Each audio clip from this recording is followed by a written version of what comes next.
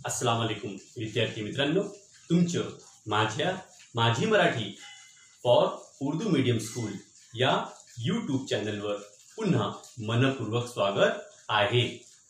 विद्यार्थी मित्रांनो, आज आपण इयत्ता 10व्या वर्गाचे पाठ 6वे मकबरा माझ्या मनातला या पाठाचे आज आपण अध्ययन करणार आहोत। या पाठाचे लेखक आहेत डॉक्टर यू म पठाण। या पाठामध्ये लेखक डॉक्टर पठाण यांनी मकबरा व त्यांच्यातील असलेल्या जिवलग मैत्रीचे, घनिष्ठ मैत्रीचे वर्णन केले आहे। तो इस पाठ में लेखक डॉक्टर पठाण इन्होंने मकबरा और इनके दरमियान दोस्ती के जो संबंध है उसके बारे में इसका वर्णन किया है। सबसे पहले हम लोग मकबरे के बारे में मालूमात ले लेते हैं।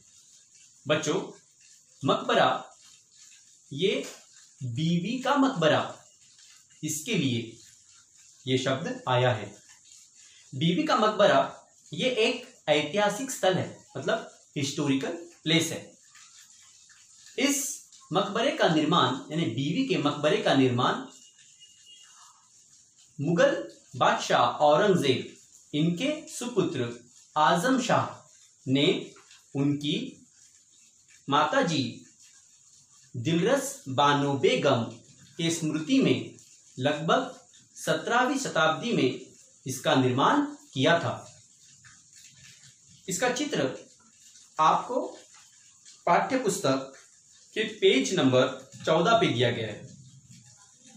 बीवी का मकबरा ये बिल्कुल ताजमहल की प्रतिकृति लगती है, इसलिए इसे छोटा ताजमहल भी कहा जाता है।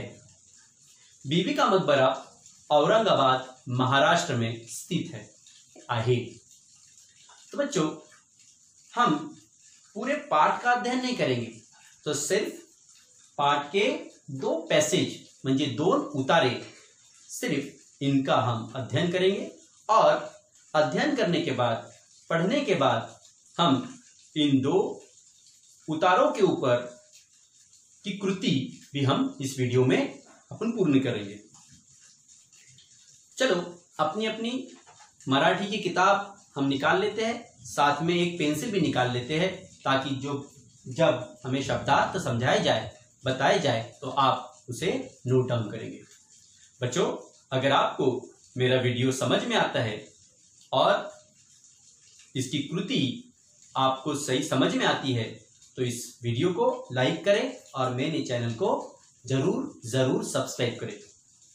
चला, पान क्रमांक 14, पाठ 6वे मकबरा माझ्या मनातला।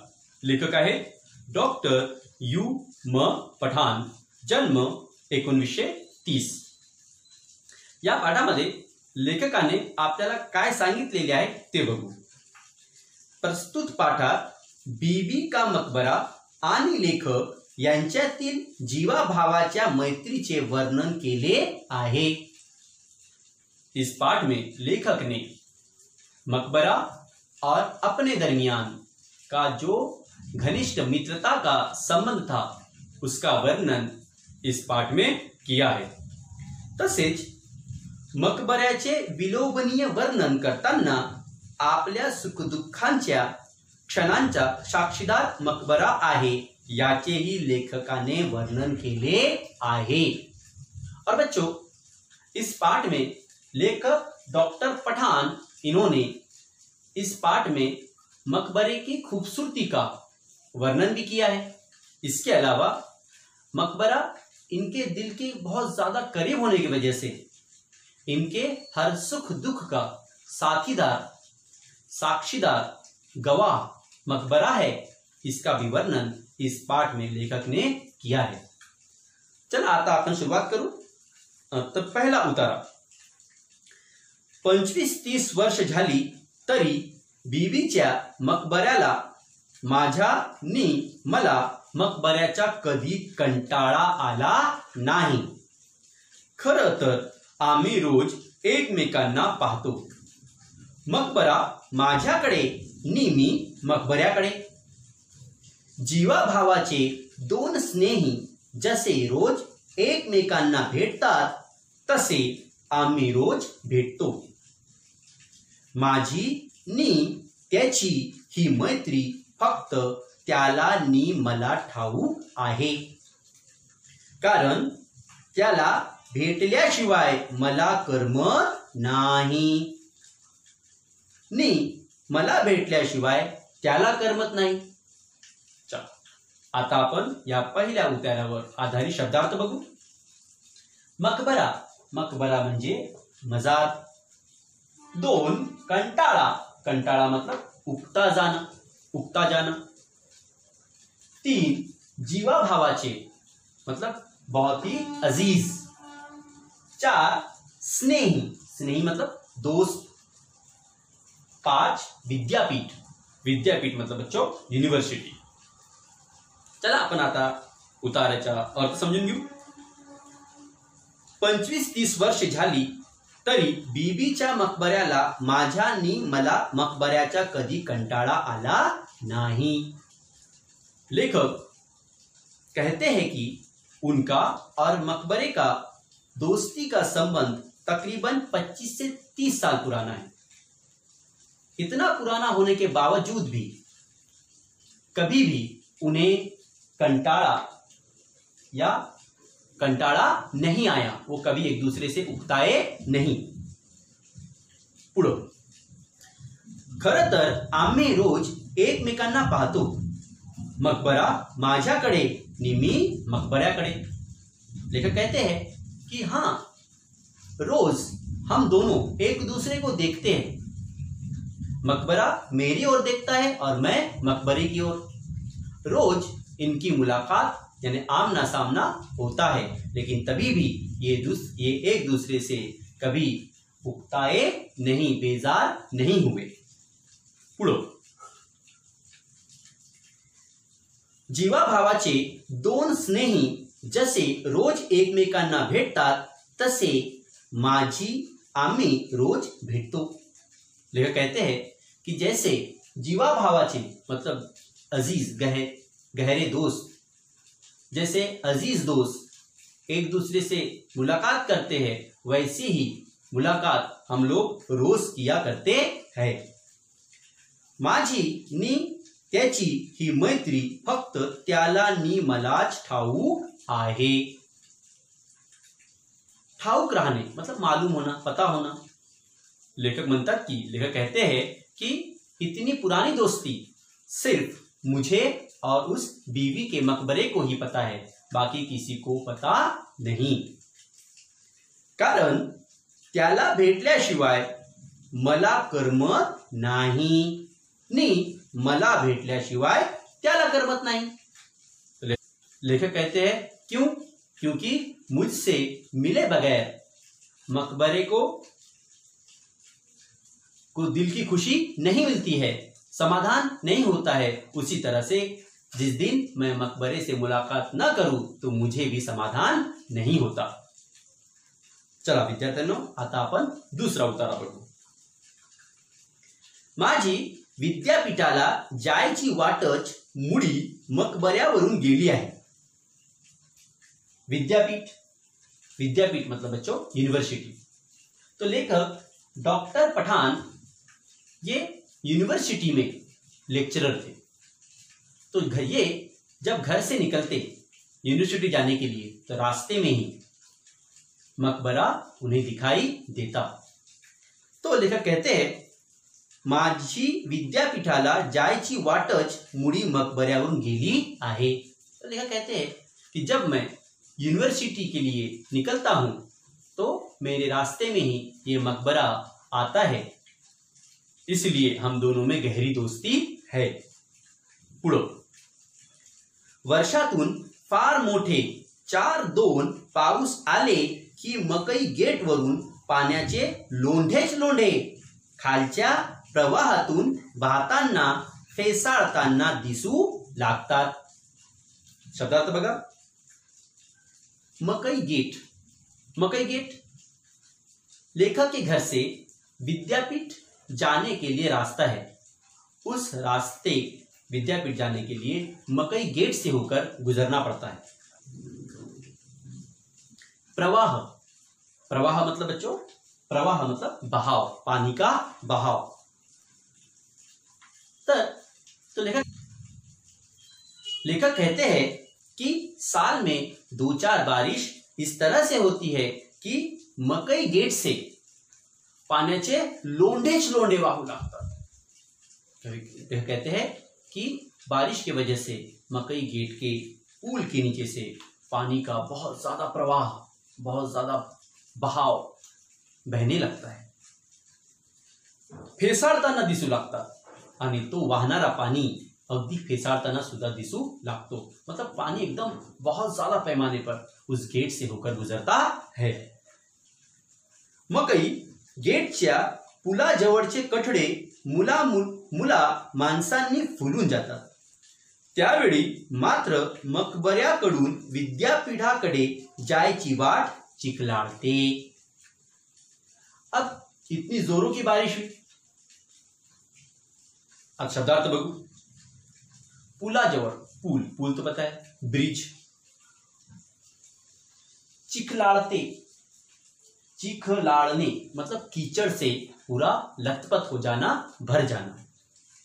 7 कठड़े, कठड़े मतलब बच्चों रेलिंग, जिसको हम बोलेंगे कि बारिश इतनी ज्यादा होती है कि मकई गेट का जो पुल है उसके नीचे से इतना जोरों से पानी बहता है और उसे देखने के लिए मकई गेट के कठड़े के पास बहुत सारे लोग और बच्चे जमा हो जाते हैं। और इतना ही नहीं, मकई गेट का रास्ता पूरी तरह से कीचड़ से भर जाता है कि जिसके वजह से गाड़ियां उस गेट पे से, मकई गेट पे से जा नहीं सकती। म्हणून लेखक म्हणतात की त्या वाटेवर एकदम चिखल भरून जाते, ती वाट चिखलाळते। पुढं, तिथल्या अरुंद पुलावरून पाणी वाहू लागतं, मग स्कूटर नेणंच अशक्य होते। अरुंद, अरुंद मतलब बहुत ही कम चौड़ा, सकरा जिसको बोलेंगे हम। तो लेखक कहते हैं कि वहां का जो गेट है, वो गेट बहुत ही कम चौड़ा है। इस वजह से उस पुल के ऊपर से भी पानी बहना शुरू हो जाता है। इस वजह से गाड़ी ले जाना, स्कूटर ले जाना वहां से मुमकिन नहीं होता। अशा दिवशी मात्र मकई गेटवरून मकबऱ्याची नजर चुकवून मी जयसिंगपुऱ्यावरून विद्यापीठाच्या भव्य अजिंठा आर्चकडे वळतो।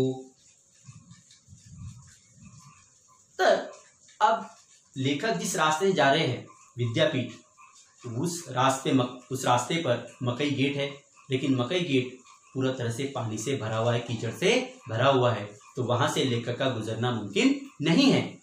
तो लेखक फिर दूसरे रास्ते से विद्यापीठ की ओर जाना शुरू करते हैं। लेकिन उन्हें कैसा लगता है कि मैं उस मकई गेट से अगर गुजरता तो मकबरा दिखाई देता, अब मैं मकबरे की निगाह बचाकर मैं जयसिंहपुर होते हुए अजिंठा आर्च से विद्यापीठ में दाखिल होता हूं।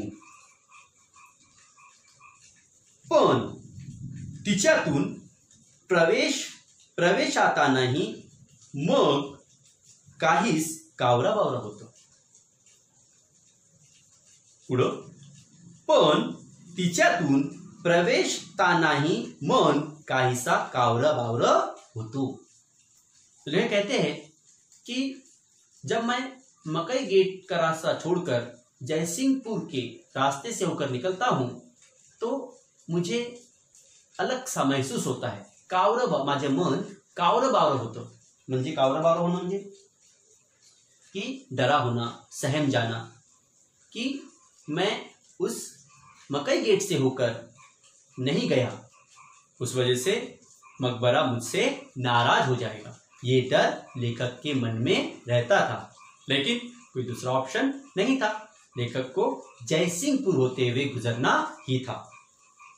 तो अब लेखक के दिल में और मकबऱ्याच्या मनात अलग अलग प्रश्न, अलग अलग कल्पनाएं आती है, उसका वर्णन लेखक आगे करते हैं। देखते हैं। थोडस अपराध्यासारखं वाटायला लागतं। अब देखिए, अपराधी, अपराधी म्हणजे गुनहगार।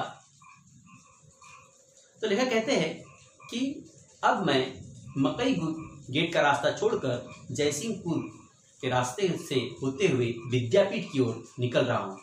इस वजह से मुझे जरा अपराधी के जैसा, गुन्हेगार के जैसा लगता है। तर बघा याच्यात लेखकाच्या मनात आलेले दोन विचार, त्याचे वर्णन आहे। पहिलं की लेखकाचे मन कावरं बावरं होतं। दुसरी कल्पना, लेखकाला थोडं अपराध्यासारखं वाटतं। पुढं, मकबरा आज आपली वाट पाहत असेल, और लेखक को यह भी लगता है कि मकबरा आज मेरा इंतजार कर रहा होगा। वाट बघणे मतलब इंतजार करना। वाट बघणे ये एक वाक्य प्रचार है। इसका हम मराठी में अगर उपयोग करें तो ऐसा होगा, रमेश आपल्या आई वडिलाची संध्याकाळी वाट बघतो। पुढं, काल दिवसभर काय काय घडलं ते सांगायला उत्सुक असेल। दिवसभरात जगातल्या कोणकोणत्या देशातले प्रवासी आले हे सांगायला तो उत्सुक असेल। लेखक जिस तरह से अपने विचार उस मकबरे से शेयर करते थे, उस तरह से लेखक ये भी सोच रहे हैं कि मकबरा भी मुझसे मुलाकात के लिए तरस रहा होगा, और वो अपनी कल्पना वो भी सोच रहा होगा। क्या सोच रहा होगा कि काल दिवसभर काय घडलं ते सांगायला तो उत्सुक असेल, कि कल दिन भर क्या हुआ वो मकबरा लेखक को बताने के लिए उत्सुक होगा। उत्सुक असणे मतलब बेचैन रहना। और इतना ही नहीं, मकबरा और क्या सोचता होगा, दिवसभरात जगातल्या कोणकोणत्या देशातले प्रवासी आले हे सांगायला तो उत्सुक असेल। और लेखक कहते हैं कि मकबरा दुनिया भर के जितने भी प्रवासी मतलब सफर करने वाले टूरिस्ट आए हैं उनके बारे में बताने के लिए भी मकबरा लेखक को बेचैन होगा। पुढं, आपण काल काय काय केलं ते ऐकायला त्याचे मिनार आसुसलेले असतील। लेखक म्हणतात की, लेखक कहते हैं हाँ, मन आसुसलेले, मन मतलब हमारा दिल, विचार, आसुसलेले, आसुसने मतलब बेचैन होना, उत्सुक होना। तो लेखक कहते हैं कि कल क्या क्या हुआ ये बताने के लिए, ये सुनने के लिए उस मकबरे के मिनारे भी आसुसलेले यानी बेचैन होंगे।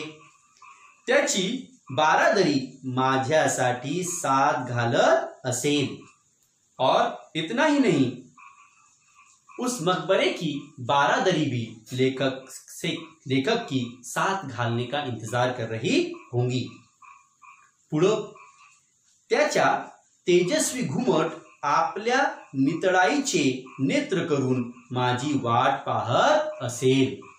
पुढं लेखक म्हणतात की नितळाई ने मतलब नितळाईचे नेत्र मतलब खुली आंखों से।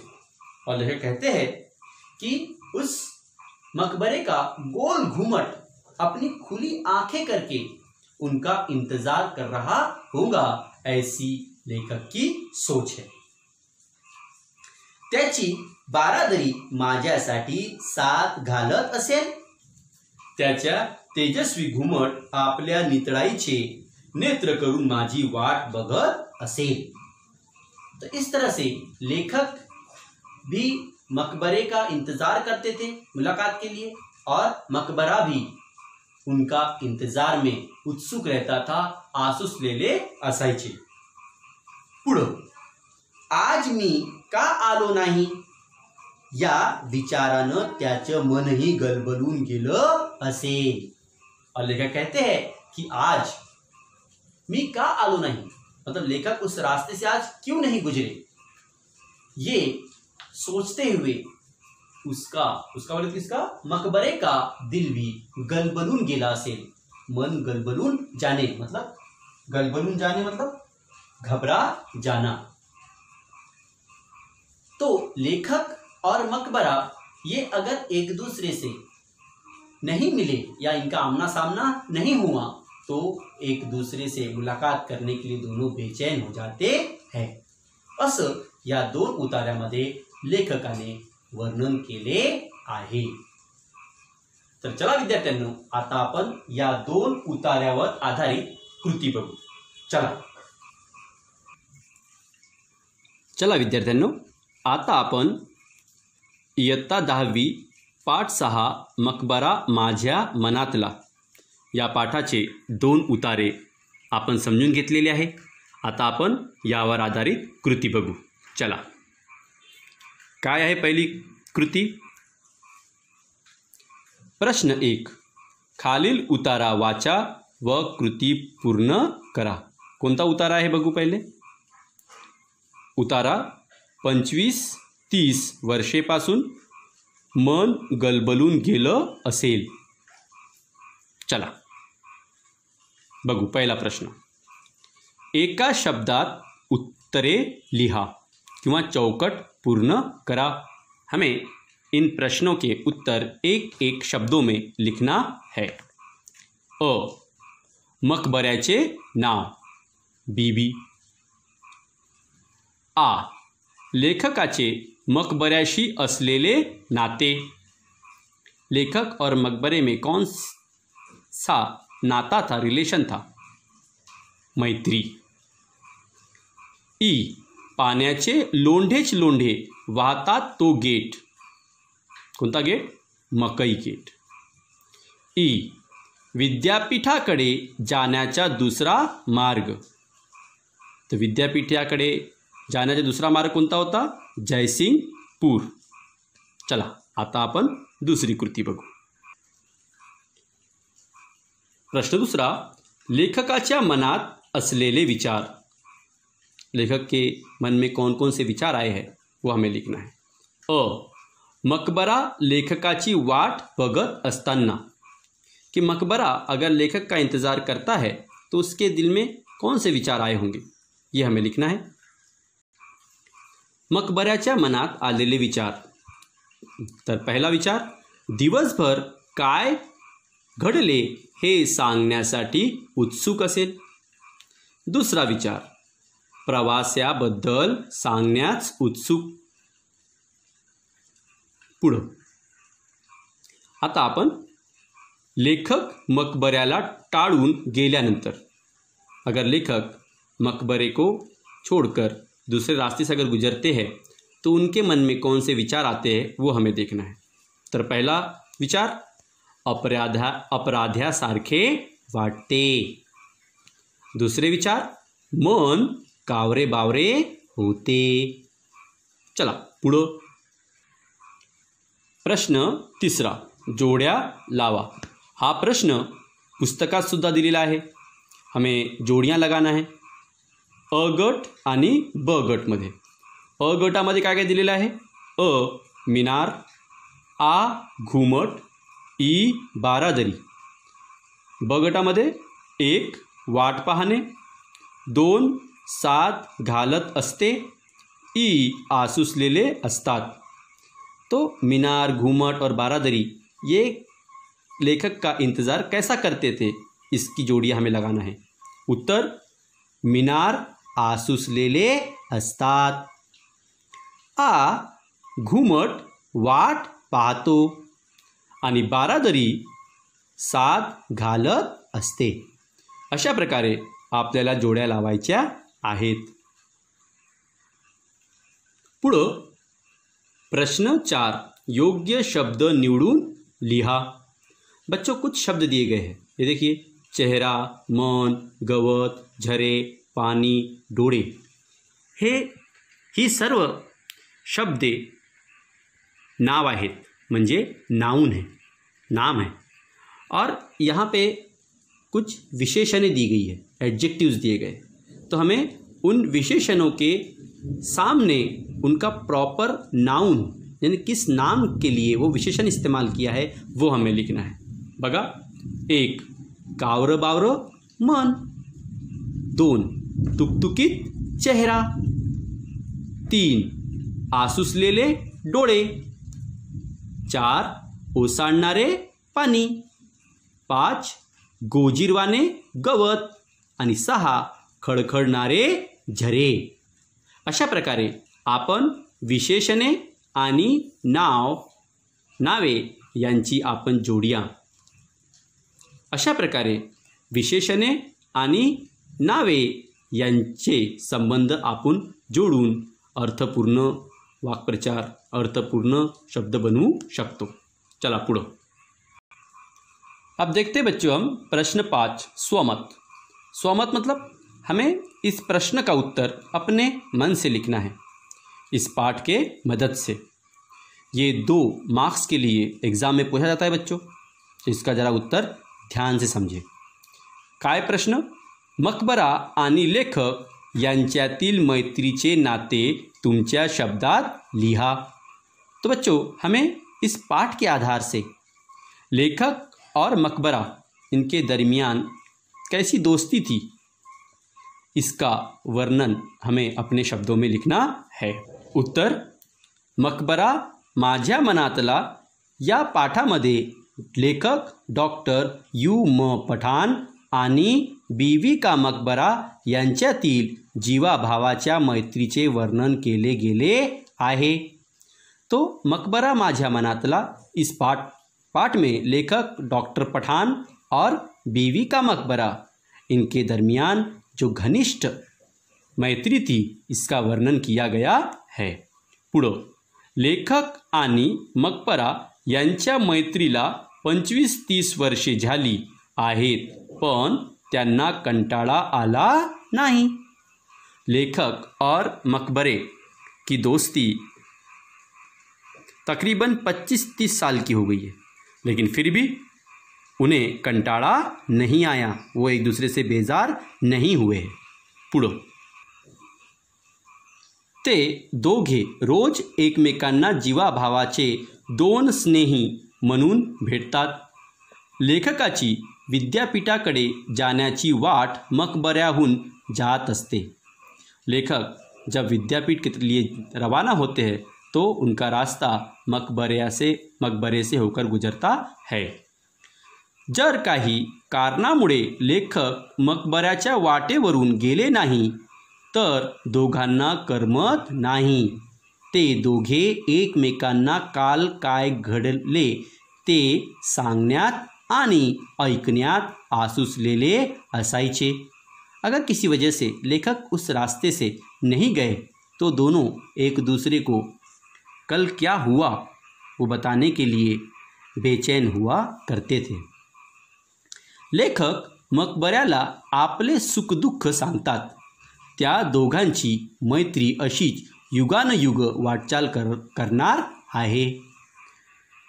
जिस तरह 2 दोस्त एक दूसरे से अपने सुख दुख बांटते हैं, ठीक उसी तरह से लेखक आणि मकबरा ये दोनों एक दूसरे से अपने सुख दुख बांटते थे और ऐसे ही उनकी दोस्ती युगों युगों तक चलने वाली थी।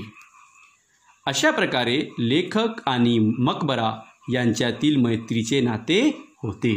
इस तरह से लेखक और मकबरा ये दोनों के दरमियान मैत्री की दोस्ती का रिलेशन था, नाते थे।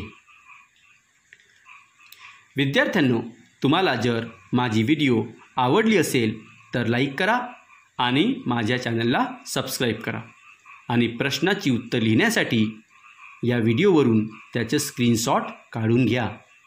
थँक्यू।